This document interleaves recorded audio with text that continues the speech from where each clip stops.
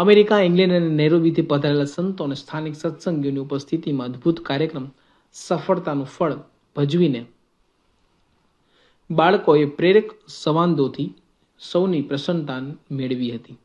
સફળતા પ્રત્યેક માણસની ઝંખના બની રહે છે, પરંતુ સફળતાનું ફળ પામવા કેવા સદગુણો કેળવવા જોઈએ તેની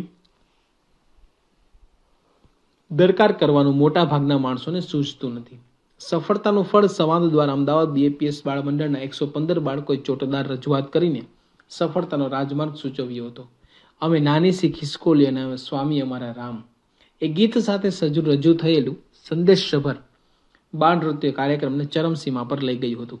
બાળકોની આ ભાવનાનો સુંદર પ્રતિસાદ આપતા સ્વામીશ્રીએ તેમની સાથે વાર્તાલાપ આરંભ્યો. આદર્શ બાળક બનવા માટેનો બોધ આપતા સ્વામીશ્રીએ જણાવ્યું હતું કે પહેલું ધ્યેય નક્કી કરવાનું છે કે બરાબર ભણીને ડિગ્રી લેવી છે અને ખરેખર ભક્ત થવું છે. ધ્યેય નક્કી થયા પછી આયોજન કરવાનું, મા બાપને પગે લાગવું, શાળામાં લેસન આપે તે કરવું, બાળ મંદિરમાં નિયમિત આવવું, સંતો કાર્યકરો કહે એ ધ્યાનથી સાંભળવું, દંડવત પૂજા પ્રદક્ષિણા કરવા, માળા ફેરવી, બાળ મંડળમાં જે વાત થઈ હોય તે ઘરે જઈને યાદ કરવી, ટીવી અને વધુ રમતોના પ્રલોભનો છોડવા, ચોરી ન કરવી, જૂઠું ન બોલવું. તમે સૌએ અહીંયા જે કરી બતાવ્યું છે તે કાયમને માટે રહેવું જોઈએ. ખરાબ વસ્તુ ખવાય જોવાય નહીં એવી દૃઢતા રહેવી જોઈએ. મા બાપને રાજી રાખવાની સાથે જીવનમાં સત્સંગ દૃઢ થાય. ભગવાન અને સત્સંગની મહત્તા સમજીએ તો ભગવાન રાજી થાય. આગળ વધવામાં અવરોધરૂપ એવી આળસ વિશે સ્વામીશ્રીએ કહ્યું કે આજનું કામ આવતીકાલ પર રાખવું એ આળસ છે. વાંચવાનું છે તો આવતીકાલે, નિશાળે જવું છે તો આવતીકાલે, માળા ફેરવી છે તો આવતીકાલે, પણ આવતીકાલનો અંત આવે ખરો? આળસ આપણા જીવનને ખુવાર કરે છે. આળસ હોય તો કોઈ પણ ક્ષેત્રમાં આગળ વધી ન શકો. ભગવાનને રાજી કરવા જ મુખ્ય ધ્યેય છે. આ સમજાવતા સ્વામીશ્રીએ બાળકોને કહ્યું કે અભ્યાસ કરીએ એમાંથી પૈસા મળે, બંગલો મળે, ગાડી મળે, પ્લેનમાં ઉડવાનું મળે, જરૂર છે, પરંતુ એની સાથે આધ્યાત્મિક વિદ્યા એટલે કે આપણા આત્માનું જ્ઞાન અને પરમાત્માનું જ્ઞાન પણ મળવું જોઈએ. એ બાળ મંડળમાંથી મળે. આ કાર્યક્રમમાં તનતોડ મહેનત કરનાર બાળ પ્રવૃત્તિ કાર્યકરો વતી પુરુષોત્તમ પ્રિય સ્વામી તથા આનંદ મુનિ સ્વામી, સંવાદના લેખક પારસભાઈ અને ગીતકાર પંકજભાઈએ સ્વામીજીના આશીર્વાદ મેળવ્યા. કાર્યક્રમના અંતમાં ઈશ્વરચંદ્ર સ્વામી અમેરિકા, ઇંગ્લેન્ડ તથા નૈરોબીથી આવેલા સંતોને સન્માન્યા હતા. આજે પ્રાતઃ પૂજા સ્વામીશ્રીના વરદ હસ્તે વિરમગામ તથા રાયપુરના મંદિરનો પણ ખાતવિધિ કરવામાં આવ્યો હતો. જયદીપ સ્વાદિયા અને તેમના સારથી કલાકારોના સ્વાર્થ સ્વવાદ્ય કીર્તન ભક્તિ રજૂ કરી હતી. 2 મે 2005ના રોજ બાપુનગરના 8 વર્ષના સત્સંગી બાળ કલાકાર ઋષભ બલદાણિયાએ લોકશૈલીમાં કેટલાક કીર્તનો ગયા. નાની ઉંમરે પણ આવી કુશળતા જોઈ સ્વામીશ્રી ખૂબ રાજી થયા. તારીખ 3 માર્ચ 2005ના રોજ અમદાવાદમાં સ્વામીશ્રીની પ્રાતઃ પૂજામાં જાણીતા સાહિત્યકાર રઘુભાઈ ચૌધરી, રાજ્યના DIG ઓફિસર સંજય શ્રીવાસ્તવ, રેલવેના DRM ખરે સાહેબ તથા ડેપ્યુટી કલેક્ટર UP સાહેબ દર્શને પધાર્યા હતા. સાંજે સંધ્યા સત્સંગ સભામાં યુવા મંડળમાં રમતગમતની સ્પર્ધાઓમાં વિજેતા થનારા કિશોરો અને યુવાનોને સ્વામીશ્રીની ઉપસ્થિતિમાં ચંદ્રક અર્પણ કરવામાં આવ્યો હતો. સત્સંગ સભાને સંબોધતા સ્વામીશ્રીએ કહ્યું કે શાસ્ત્રોમાં કહ્યું છે કે દુનિયામાં બધી વસ્તુ મળી શકે છે, પણ ભગવાન અને સંત મળવા દુર્લભ છે.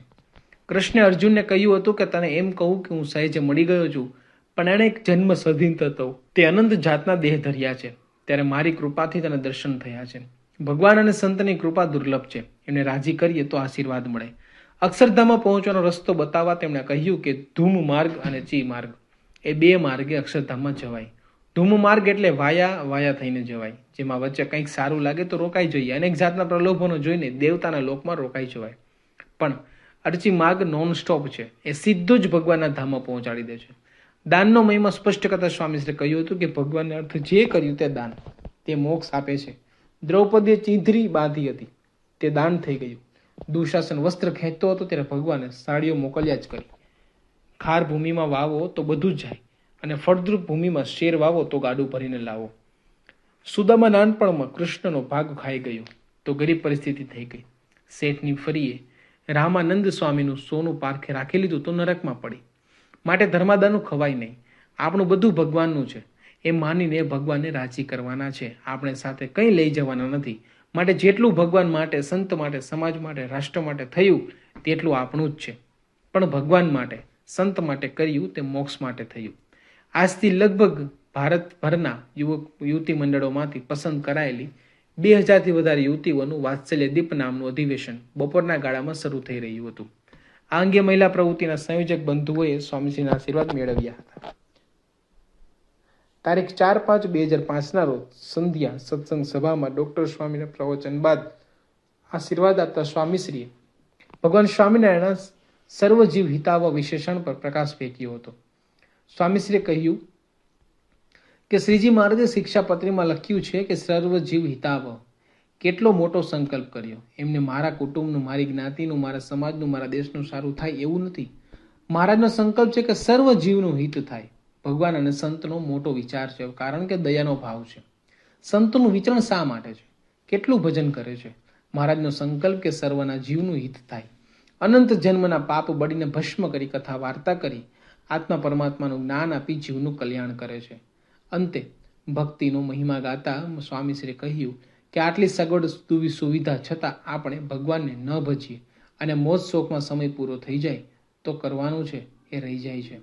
દર્શન કર્યા હોય, કથા વાર્તા સાંભળી હોય તો એ કામમાં આવે, બાકી બધું રહી જવાનું છે. તો સત્સંગ કરીને ભગવાન રાજી થાય એવું હંમેશા માટે કરવું.